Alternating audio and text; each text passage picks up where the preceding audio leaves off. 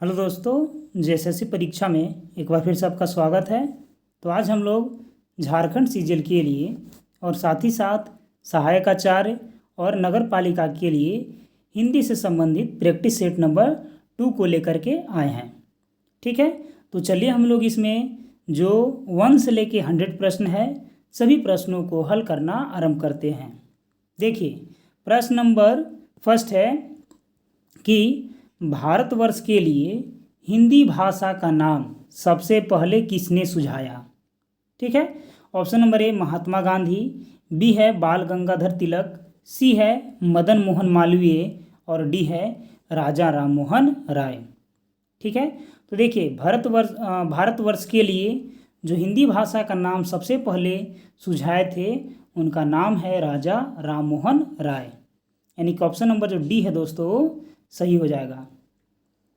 आगे देखिए, विश्व में बोली जाने वाली विभिन्न भाषाओं में हिंदी भाषा कौन सा स्थान पर है। दूसरा, चौथा, छठा या तीसरा। तो हिंदी भाषा तीसरा स्थान पर है। चलिए आगे है, आगे देखिए कि झांसी, जालौन, हमीरपुर में कौन सी बोली बोली जाती है।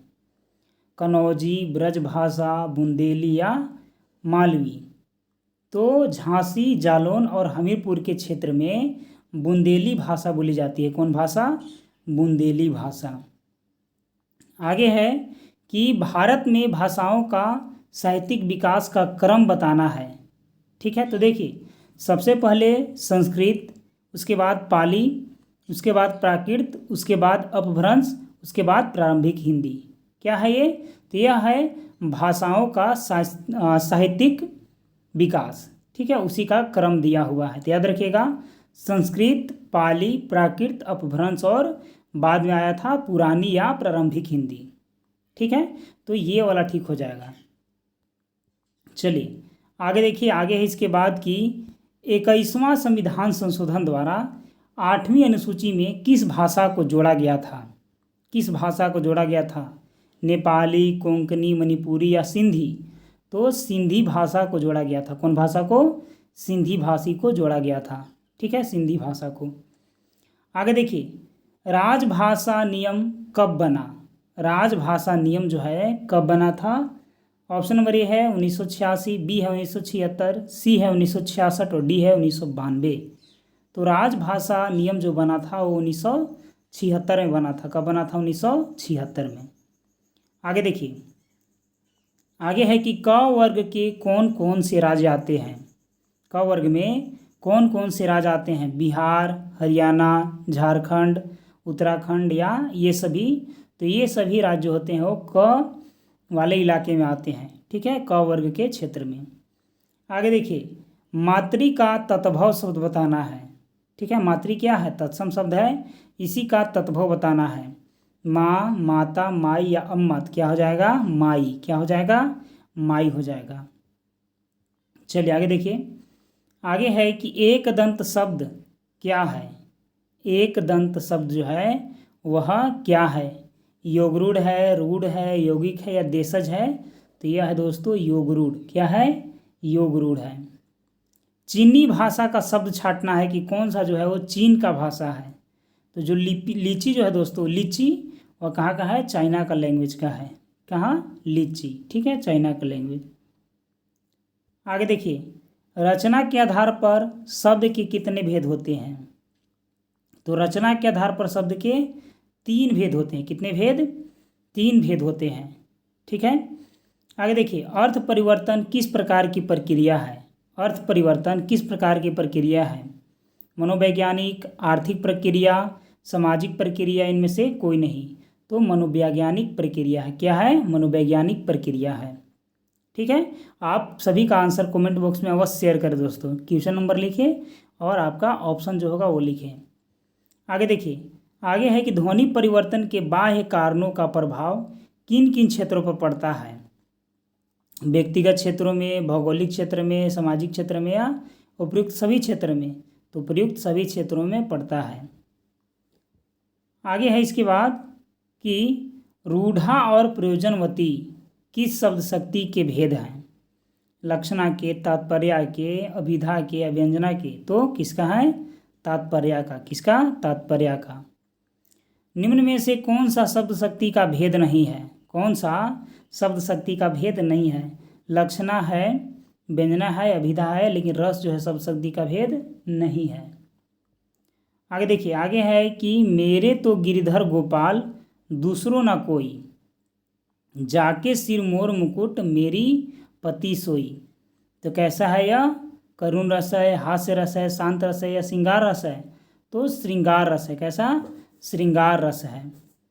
चाहे देखिए, चाहे प्रेमिका को या प्रेमी को अपने प्रेमिका को देख करके प्यार की भावना हो या रति की भावना हो, विषाद की भावना हो, तब क्या होगा? श्रृंगार रस होगा। निशिदिन बरसत नयन हमारे, कौन रस है?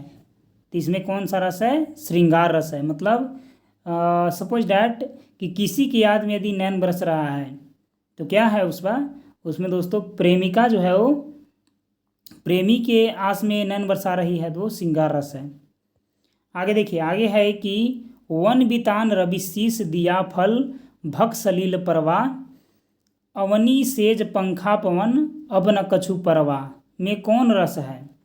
तो इसमें दोस्तों शांत रस है। कौन रस है? शांत रस है। ठीक है, अब कुछ परवाह नहीं है, हम लोग शांत हो चुके हैं, ऐसा अब समझिए। चौपाई के प्रत्येक चरण में कितनी मात्रा होती है? तो चौपाई के प्रत्येक चरण में 16 मात्रा होती है। कितनी मात्रा? 16 मात्रा होती है। कवि समाज को बिरवा चले लगाए, सिंचन की सुधि लिजाए मुरझी न जाए में कौन सा छंद है? इसमें दोस्तों वरवय छंद है। कौन सा है? वरवय छंद। लाल देह लाली लसय अरुधर लाल रंगूर, ब्रज देह दानव दलन जय जय जय कपिसूर। इसमें बताना है कि अलंकार इसमें कौन सा है? तो इसमें यमक अलंकार है। कौन? यमक अलंकार है। ठीक है, लाल लाल बार बार आया है। ठीक है, चलिए आगे बढ़ते हैं। आगे देखिए, काली घटा का घमंड घटा, इस पंक्ति में कौन सा अलंकार है? तो इसमें यमक अलंकार है। कौन? यमक अलंकार है।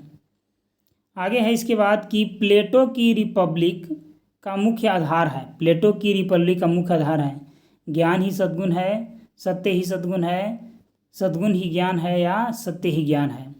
तो सद्गुण ही ज्ञान है, ये प्लेटो की रिपब्लिक का मुख्य धारा है या आधार है। क्या? सद्गुण ही ज्ञान है। जादुई यथार्थवाद शब्द का सबसे पहले प्रयोग किसने किया था? तो फ्रेंच रोह ने। किसने? फ्रेंच रोह ने। आगे देखिए, आगे है इसके बाद कि काव्य को प्रकृति की अनुभूति किसने कहा? काव्य को प्रकृति की अनुभूति किसने कहा? कोलरिज ने, अरस्तु ने, प्लेटो ने, मैथ्यू अर्नाल्ड ने? तो अरस्तु ने कहा। क्या बोला? अरस्तु ने बोला कि काव्य को प्रकृति की अनुकृति है। निम्न में से कौन सी उक्ति का पलवन किया जा सकता है? पलवन माने होता है कि उसको और व्याख्या करना, माने विस्तार से उसको सोल्व करना। ठीक है, तो गागर में सागर को हम लोग विख्यात से लिख सकते हैं ना, कि बहुत अधिक चीज़ होती है, छोटी चीज़ में सम्मिलित हो जाती है, ऐसे गागर में सागर इसको बोल सकते हैं। पलवन का मतलब होता है दोस्तों कि किसी छोटा रूप का बड़ा रूप बनाना। ठीक है, यानी कि उसका व्याख्या करना। ठीक है, तो यहाँ पास क्या हो जाएगा? गागर में सागर हो जाएगा। ठीक है, चलिए आगे देखिए।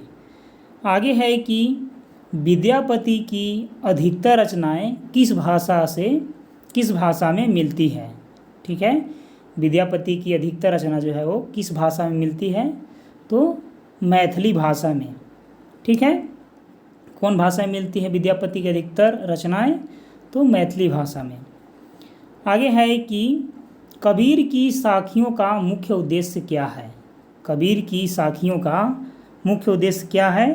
तो जीवन जीने के सही ढंग का ज्ञान देना जो है वह कबीर के साखियों का मुख्य उद्देश्य है। आगे देखिए, सूरदास का जन्म कब हुआ? 1498 में या 1478 में या 1468 में या 1458 में। ठीक है, कब हुआ था? तो 1478 में हुआ था। आगे है कि छाया भी कब छाया ढूंढने लगती है। तो छाया जो है ना वो जेठ की दोपहर की तीखी गर्मी में छाया जो है वो छाया ढूंढने लगता है। ठीक है, इसका हो जाएगा ऑप्शन नंबर डी। आगे देखिए, निम्न में से कौन सी रचना भूषण की है? उर्वशी, साकेत, कामायनी या शिवराज भूषण? तो जो शिवराज भूषण है दोस्तों, यह भूषण की रचना है। आधुनिक हिंदी साहित्य के जनक कौन हैं? आधुनिक हिंदी साहित्य के जनक कौन हैं? तो भारतेंदु। आधुनिक हिंदी साहित्य के जनक कौन हैं? तो भारतेंदु हरिश्चंद्र। आगे देखिए, आगे है इसके बाद कि जपो निरंतर एक जबान, हिंदू हिंदू हिंदी हिंदू हिंदुस्तान, यह किसकी युक्ति है? ठीक है, तो यह जो युक्ति है दोस्तों, यह प्रताप नारायण मिश्र की युक्ति है। किसकी? प्रताप नारायण मिश्र की युक्ति है। मैथिली शरण गुप्त का जन्म कहाँ हुआ था? तो चीर गांव में इनका जन्म हुआ था। कहाँ? चीर गांव में। आगे है कि सूर्यकांत त्रिपाठी निराला ने कौन सी प्रतिभा थी? ठीक है, सूर्यकांत त्रिपाठी निराला में कौन सी प्रतिभा थी उनकी? ठीक है, तो उनमें बहुवस्तु स्पर्शनी का प्रतिभा था। आगे देखिए, आगे है कि सुमित्रा नंदन पंत जी के अनुसार मानव जीवन का हकीकत क्या है? मानव जीवन का हकीकत क्या है सुमित्रा नंदन पंत के अनुसार? तो सुख दुख जो है वह मानव जीवन का हकीकत है। आगे देखिए, आगे है इसके बाद कि महादेवी वर्मा ने मंदिर का दीप किसे कहा है? ठीक है, पंत जी को, प्रसाद जी को, या स्वयं को, या निराला को? ठीक है, तो स्वयं को बोले हैं मंदिर का दीप। ठीक है, आगे है कि साहित्यकारों का आदर्श क्या है? साहित्यकारों का आदर्श क्या है? देखिए, महाकाव्य का आदर्श है धर्म अर्थ काम मोक्ष, लेकिन जो साहित्यकार हैं उनके आदर्श हैं सत्य शिव और सुंदर। ठीक है, चलिए आगे है इसके बाद कि स्वाधीनता आलेख के दो महत्वपूर्ण मूल्यों का नाम क्या है? असहयोग और आत्म बलिदान, सहनशीलता और संघर्ष, शांतिपूर्ण असहयोग और राष्ट्रीय चेतना, या इनमें से कोई नहीं? ठीक है, तो इसका हो जाएगा सही आंसर असहयोग और आत्म बलिदान। आगे है कि दिनकर को कविता लिखने का प्रेरणा कहाँ से मिलती है? नाटक से, उपन्यास से, कहानी और रासलीला से, या नाटक और रामलीला से? तो नाटक और रामलीला से कविता लिखने का प्रेरणा मिलती है। ठीक है, ऑप्शन नंबर डी सही हो जाएगा। आगे देखिए, आगे है कि अज्ञेय दिल्ली से निकलने वाली किस अंग्रेजी पत्र के साहित्यिक भाषा के संपादक थे? ठीक है, तो किसके संपादक थे? तो थॉट के संपादक थे। Option number C. आगे है कि आधुनिक हिंदी कविता में किस कवि के लिए बाबा संबोधन किया जाता है? ठीक है, माने बाबा उनको बोला जाता है। तो नागार्जुन को। किसको? नागार्जुन को। सर्वेश्वर दयाल सक्सेना ने अपना लेखन कार्य कब प्रारंभ किया? अपना लेखन कार्य जो है वो कब प्रारंभ किए थे? तो 1931 में अपना लेखन कार्य प्रारंभ किए थे। आगे है कि धूमिल का जन्म कब हुआ? धूमिल का जन्म कब हुआ था? तो 1936 में हुआ था जन्म धूमिल का। कब? 1936 में। आगे है धूमिल कठोर श्रम करने के बावजूद कलकत्ता की कंपनी से सेवा मुक्त किस कारण से हुए थे? ठीक है, तो इनके जो प्रकृति था कैसा था? स्वतंत्र प्रकृति के कारण इनको कंपनी से निकाला गया था। ठीक है, स्वतंत्र प्रकृति के कारण। प्रेमचंद का उपन्यास अधूरा रह गया। कौन सा उनका उपन्यास जो है अधूरा रह गया? तो मंगलसूत्र जो है यह उपन्यास अधूरा रह गया था। ठीक है, इसके बाद इनकी मृत्यु हो गई थी। ठीक है, याद रखिएगा मंगलसूत्र उपन्यास। आगे है कि गोबर के घायल होने पर झुनिया ने क्या काम किया? ठीक है, तो गोबर के घायल होने पर झुनिया ने क्या काम किया था? तो बर्तन धोने का काम किया था। ठीक है, बर्तन धोने का काम किया था। गोदान उपन्यास से था दोस्तों ये। ठीक है, चला आगे है, गोदान में लूट एवं शोषक के लिए जिम्मेवार थे पुलिस, जमींदार, पटवारी या सभी, तो सभी जिम्मेवार थे। मेरीगंज गांव में कितने वर्ण कर लोग रहते थे? तो मेरीगंज में 12 वर्ण के लोग रहते थे, यानी कि 12। ठीक है, ऑप्शन नंबर बी ठीक हो जाएगा। आगे देखिए, आगे है, डॉक्टर प्रशांत की मुंहबोली माता का क्या नाम था? तो उनकी माता का नाम था स्नेहमयी। क्या नाम था? स्नेहमयी। आगे है, डॉक्टर साहब को लाल सलाम किसने किया था? ठीक है, तो कालीचरण ने डॉक्टर साहब को लाल सलाम किया था। आगे है इसके बाद कि बावन दास को महात्मा जी क्या कहते थे? तो भगवान कहते थे। क्या कहते थे? भगवान। राग दरबारी उपन्यास के लिए श्री लाल शुक्ल को सम्मानित किया गया। ठीक है, तो साहित्य अकादमी पुरस्कार से सम्मानित किया गया था। ठीक है, राग दरबारी उपन्यास के लिए किनको? तो श्रीलाल शुक्ल को। आगे है कि राग दरबारी उपन्यास में बेला किसकी प्रेमिका थी? बेला किसकी प्रेमिका थी? तो प्रेमचंद की प्रेमिका थी। किसकी? प्रेमचंद की। आगे है कि शनिचर ग्राम सभा के चुनाव में कहाँ के तरकीब से चुनाव जीत जाता है? ठीक है, तो महिलापुर वाली तरकीब से चुनाव जीत जाता है। रंगनाथ वैद्य जी का कौन था? तो रंगनाथ जो है ना, वो वैद्य जी का भांजा था। कौन था? भांजा था। ठीक है, आगे देखिए, आगे है कि ठाकुर सरदार सिंह ने शराबी को कितने रुपए दिए थे? तो शराबी को केवल 1 रुपये दिए थे। ठीक है, कितने रुपए? 1 रुपये। मधुआ कहानी के लेखक कौन है? तो मधुआ कहानी के लेखक है जयशंकर प्रसाद। मधुआ कहानी के लेखक कौन है? जयशंकर प्रसाद हैं। आगे है कि इनमें से कौन सी कृति उपन्यास है? ठीक है, कौन सा जो कृति है उपन्यास है? तो जो इरावती है ना, यह क्या है? उपन्यास है। कहानी में प्रेमचंद द्वारा क्या दर्शाया गया? कहानी में प्रेमचंद द्वारा क्या दर्शाया गया था? तो दलितों के जीवन की व्यथा को दर्शाया गया था। ठीक है, दलितों के जीवन की व्यथा को दर्शाया गया था। ठीक है, चलिए आगे बढ़ते हैं। आगे है इसके बाद, नीलम देश की राजकन्या किस विद्या की रचना है? तो वह क्या है? कहानी है। नीलम देश की राजकन्या क्या है? कहानी है।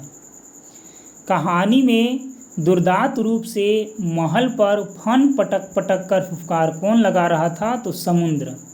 कौन? समुद्र लगा रहा था। निर्मल वर्मा का जन्म कब और कहाँ हुआ था? तो निर्मल वर्मा का जन्म हुआ था 1929 में शिमला। कहाँ हुआ था? 1929 में शिमला। आगे देखिए, परिंदे कहानी में किस पात्र को केंद्रीयता मिली है?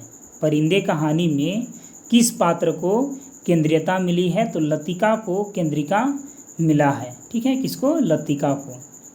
आगे देखिए, सेठ दीवान चंद कहाँ के मशहूर एवं लोकप्रिय बिजनेसमैन थे? कहाँ के मशहूर और लोकप्रिय बिजनेसमैन थे? तो करोल बाग के। कहाँ के? करोल बाग के। कहानी के अनुसार शव यात्रा किस रोड से होकर गुजर रही थी? तो आर्य समाज रोड से। गजाधर बाबू की बड़ी बेटी का नाम क्या था? तो गजाधर बाबू के बड़ी बेटी का नाम था कांति। क्या नाम था? कांति।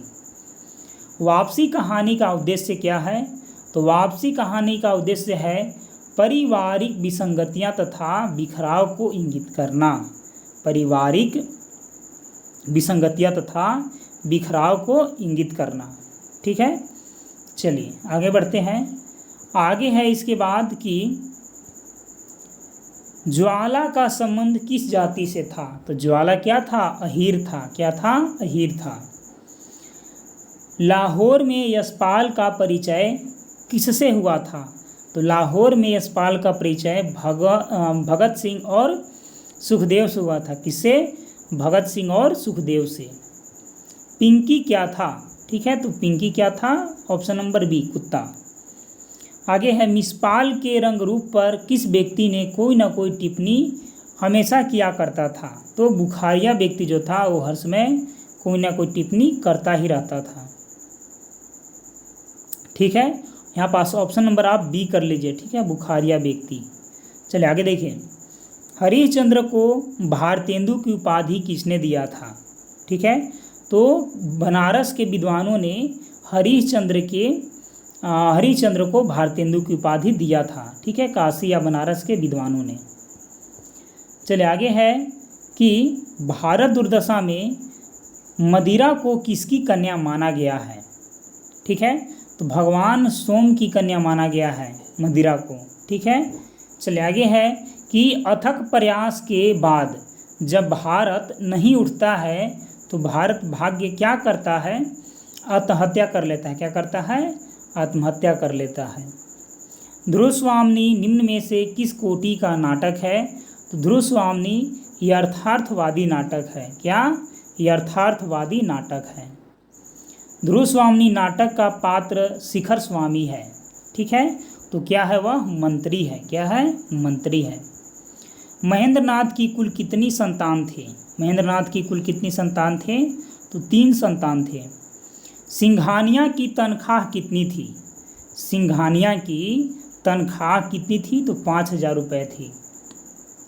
The modern vernacular literature of Hindustan के लेखक कौन हैं, तो जॉर्ज ए ग्रियर्सन। कौन है, जॉर्ज ए ग्रियर्सन। कीर्तिलता की भाषा क्या है। कीर्तिलता की भाषा क्या है, मिश्रित और अपभ्रंश भाषा है। क्या है, मिश्रित और अपभ्रंश भाषा है। कबीर के परलोकवास होने पर उनकी गद्दी किन्हें मिलती है। तो उनकी गद्दी धर्मदास को मिलती है। किसको, धर्मदास को। सूफी काव्य परंपरा की सर्वश्रेष्ठ रचना है, तो कौन है, पद्मावत। ठीक है, कौन सा है, पद्मावत है। भिखारी दास की रचना है। भिखारी दास की रचना है, क्या है, काव्य निर्णय। भिखारी दास की रचना क्या है, काव्य निर्णय। आगे है कि आधुनिक मीरा किसे कहा जाता है। तो आधुनिक मीरा महादेवी वर्मा को कहा जाता है। किसको, महादेवी वर्मा को। आगे है, फोर्ट विलियम कॉलेज कहाँ स्थित है। तो फोर्ट विलियम कॉलेज जो है वो कोलकाता में स्थित है। कहाँ, कोलकाता में स्थित है। ग्लोबल गांव का देवता का रचनाकार कौन है, तो रणेंद्र हैं। ग्लोबल गांव का देवता के रचनाकार कौन है, रणेंद्र हैं। जॉर्ज पंचम की नाग कहानी के लेखक कौन है, तो कमलेश्वर। जॉर्ज पंचम की नाग कहानी के लेखक कौन है, तो कमलेश्वर है। आगे है कि प्रसाद पंत मैथिली शरण नाम निबंध संग्रह किसका है। तो यह है दिनकर का। किसका है दोस्तों, तो दिनकर का है। आगे है कि हिंदी साहित्य में कलम का सिपाही किसे कहा गया है। तो कलम का सिपाही प्रेमचंद को कहा गया है। किसको, प्रेमचंद को कहा गया है। व्यक्तिवाचक संज्ञा पहचानना है, तो गंगा क्या है, व्यक्तिवाचक संज्ञा है। जैसी करनी वैसी भरनी को पहचानना है कि वाक्य में जो करनी और भरनी है यह किस प्रकार का सर्वनाम है, तो संबंधवाचक सर्वनाम है। किस प्रकार का है, संबंधवाचक। ठीक है, जो सो रहेगा, जैसा वैसा रहेगा, तो ये सब संबंधवाचक रहता है। रचना की दृष्टि से क्रिया के कितने भेद होते हैं। तो रचना की दृष्टि से क्रिया के 2 भेद होते हैं। आगे है कि ध्वनि के अनुकरण पर जो धातु बनती है उसे क्या कहते हैं। ध्वनि के अनुकरण पर जो धातु बनती है उसे क्या कहते हैं, तो उसे कहते हैं अनुकरणात्मक ध्वनि। क्या कहते हैं, अनुकरणात्मक ध्वनि बोलते हैं। ऊंची कुर्सी लाओ विशेषण बताना है। जो ऊंची है वो कौन सा विशेषण है, तो ऊंचा क्या है, उसका गुण है, तो गुणवाचक है। टेबल पर कॉपी रखी है, इसमें कौन कारक है, तो पर क्या है, अधिकरण में होता है और अधिकरण पर होता है। तो यहाँ जो पर है तो अधिकरण का कारक है, अधिकरण कारक। आगे देखिए, महादेव शब्द में कौन सा समास है, तो महादेव में बहुव्रीहि समास है। क्या, बहुव्रीहि समास। किसी वस्तु का आवश्यकता से कम होना के लिए मुहावरा कौन हो जाएगा, तो ऊँट के मुंह में जीरा। ऊँट के मुंह में जीरा। सीधे मुंह बात न करना का अर्थ क्या होता है? तो घमंड करना। सीधे मुंह बात न करना का अर्थ क्या होता है? घमंड करना। अव्ययी भाव समास का उदाहरण क्या है? तो जो भर पेट है ना, यथा, अन, प्रति, प्र, आ या भर, ये सब क्या होता है? अव्ययी भाव होता है। तो अव्ययी भाव समास का उदाहरण पहचानना है तो जो भर पेट है ना, वह क्या है? अव्ययी भाव समास का उदाहरण है। चलिए दोस्तों, हम लोग मिलते हैं अब हम लोग अगले 100 प्रश्नों के साथ। तब तक के लिए धन्यवाद।